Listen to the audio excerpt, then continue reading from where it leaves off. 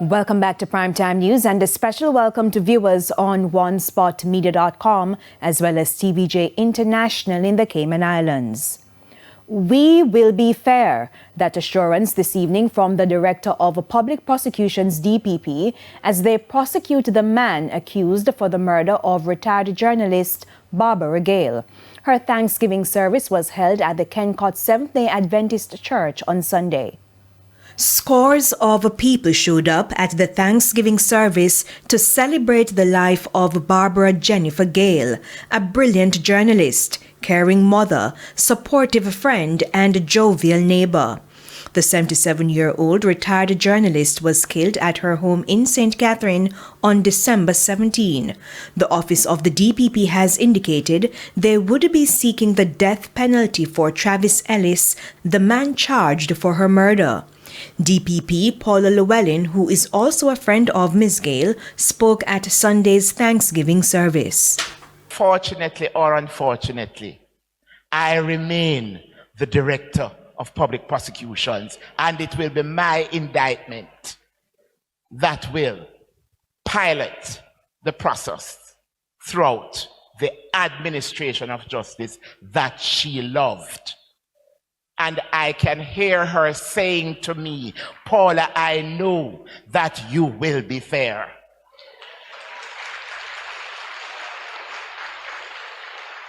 And in honor of Barbara, all of the resources, our acumen, our legal skills will be put to make sure that justice is done.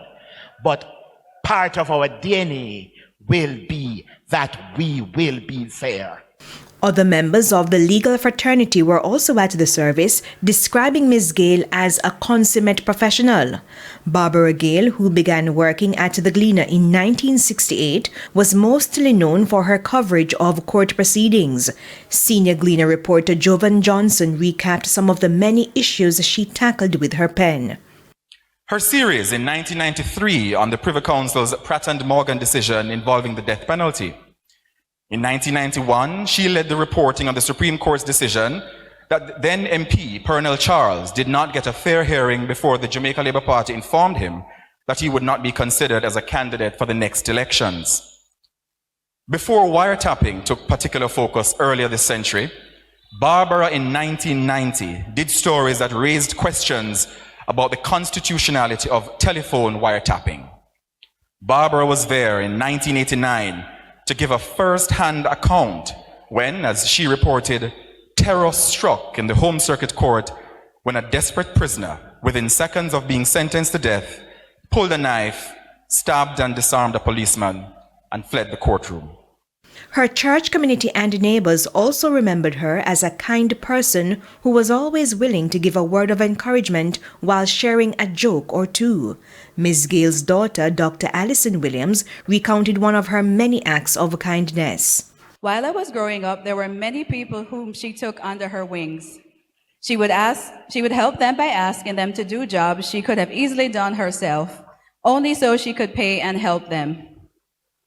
When some people shunned a man she knew because of his terminal disease and unsightly skin condition, she surrounded him with love and helped and supported him for years and through his last days. Barbara Jennifer Gayle, gone but not forgotten. Her work and impact will forever be etched in history.